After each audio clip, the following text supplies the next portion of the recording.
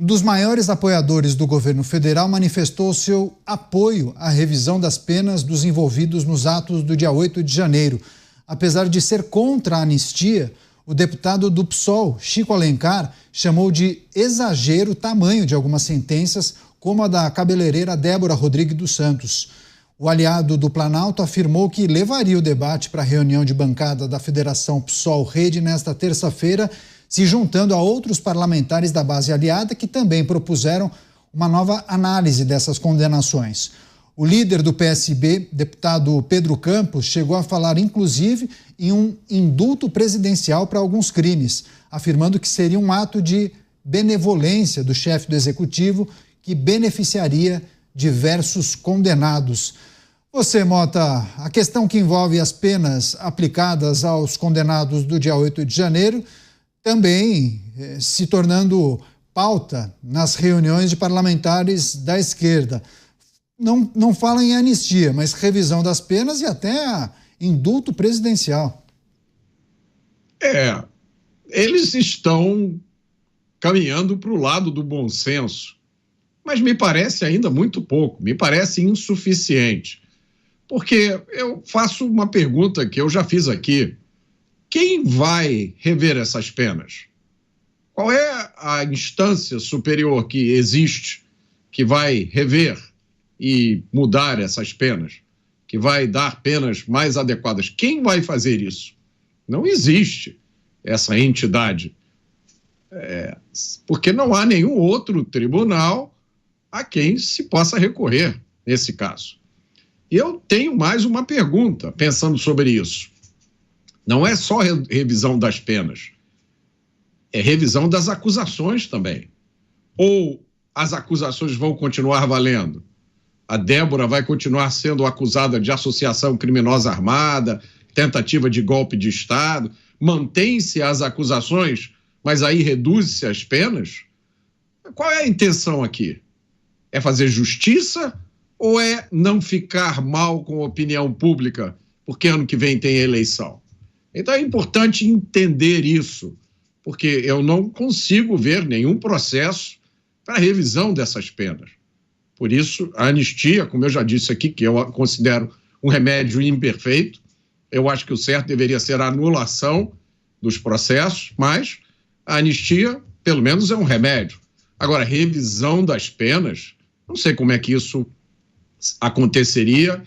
Esse me parece apenas um discurso para não ficar mal com o público geral. Pois é, mas é uma mudança na visão de alguns importante que pode sinalizar até uma articulação diferente na Câmara dos Deputados, caso esse PL avance, viu, Dávila? Quando o Chico Alencar, que é um parlamentar do PSOL, indica exagero na aplicação das penas por parte do Supremo Tribunal Federal, muitos veem aí uma janela de oportunidade para negociar, inclusive, com esse bloco progressista da Câmara. Canhato, o que parece é que os parlamentares estão fazendo conta e sabem que, se essa medida for votada, ela será aprovada. Provando a anistia seria uma enorme derrota para a base governista. Portanto, o jeito que descobriram de esvaziar a aprovação da anistia é concordar com o absurdo de determinadas penas e pedir a revisão das penas. Essa revisão só poderá ser feita no Supremo Tribunal Federal, porque foi lá que essas pessoas foram julgadas. Então a pressão é para não só mudar a opinião no parlamento, aumentar o apoio à revisão de penas, passar essa missão para o Supremo Tribunal e, neste meio tempo, tentar empurrar com a barriga a votação da anistia e esvaziá-la conforme esta revisão será feita por votos dissidentes no Supremo Tribunal Federal, como indicou já o ministro Luiz Fux. Parece que é este o caminho que a base governista começa a descobrir para sair do corner da aprovação da lei da anistia.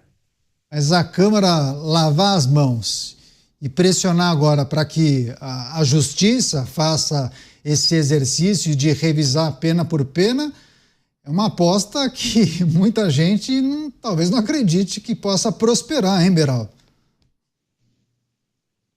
Mas eu não acho nem que faça sentido político, Caniato. Na verdade, essa é uma briga por protagonismo.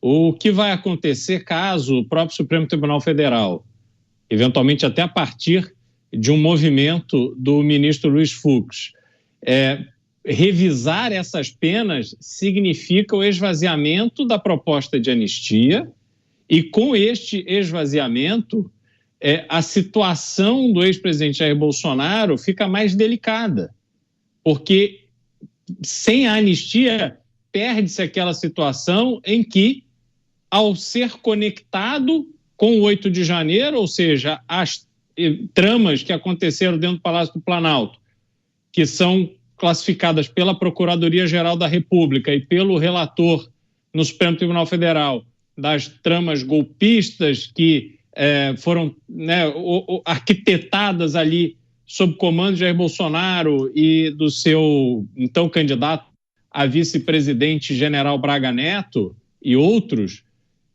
isso conectado com 8 de janeiro permite que eles sejam beneficiados pelo projeto de anistia, que vai anistiar qualquer tipo de tentativa de golpe de Estado, de abolição violenta do Estado de Direito e enfim, outras coisas associadas.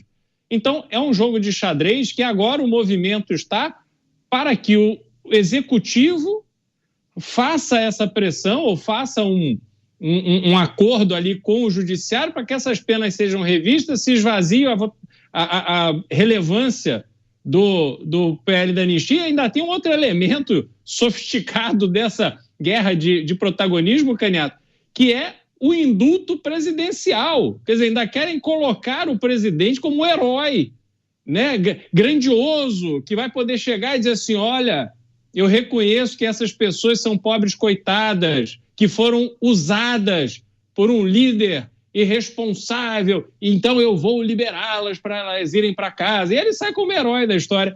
Então é muito interessante ver como cada um está querendo puxar a brasa para sua sardinha. Só faltava essa, né? Uma foto do presidente com a Débora, né? Seria terrível. Mas, Mota, e esse recorte de um jogo de xadrez destacado pelo Cristiano Beraldo? É uma teoria importante, uma tese que a gente precisa refletir sobre os cálculos que vêm sendo feitos, a pressão para que a justiça revise as penas. Agora, a gente volta àquela discussão de ontem, do calendário, né? Porque a partir de quando seria feito esse movimento por parte da justiça em assumir que houve um exagero e começar a revisar? Teria que ser agora para esvaziar o PL da anistia, porque o Congresso, ou pelo menos a Câmara, está em ebulição, né? Como o Cristiano Beraldo deu algumas possibilidades aí, eu acho que existem muitas outras. É difícil saber o que se passa na cabeça de quem está lá em Brasília jogando esse jogo, né? Eu acho que a aprovação do PL da anistia com uma boa votação significaria um dominó caindo, que poderia derrubar muitos outros. Não seria o problema da anistia em si, mas o fato da oposição ter se mobilizado e conseguido uma vitória. Isso, com a eleição no ano que vem, pode inspirar medo em muita gente. E eu acho que essa hipótese, por exemplo, do indulto presidencial, de um perdão presidencial, é uma combinação terrível, né? Porque seria uma manobra puramente populista, atrás da nenhuma convicção. Pelo contrário, a gente vê todo dia os políticos ligados ao governo expressando as opiniões mais duras em relação ao que aconteceu em 8 de janeiro, quando você compara com as opiniões deles em relação ao crime violento. Então, o que existe hoje, e eu acho que muitos políticos não entenderam ainda, é uma revolta enorme da população, com o que a gente assiste todo dia nas ruas, com a impunidade que prevalece no Brasil. Eu até anotei aqui um caso, porque me chamou tanta atenção, um caso que foi divulgado ontem, de um sujeito acusado por estupro contra uma mulher grávida, foi condenado a 3 anos e 6 meses de prisão e já começa a cumprir no regime semiaberto. Vou repetir, o indivíduo acusado de estupro de uma mulher grávida. E aí você vê as penas do 8 de janeiro, nada faz sentido. Parece que aquilo ali aconteceu num outro país, num país paralelo. Então, Caniato, a gente volta mais uma vez à questão das convicções. É fácil a gente ver nesse cenário quem tem as convicções e quem não tem convicção, quem está simplesmente surfando uma onda, quem todo dia defende benefícios e direitos para criminosos violentos e, de repente, achou que é uma boa ideia colocar uma mãe de família com 2 filhos numa cela por 17 anos por ter escrito com batom em uma estátua. Seguiremos atentos, monitorando essa situação. A gente volta a tratar disso aqui na programação.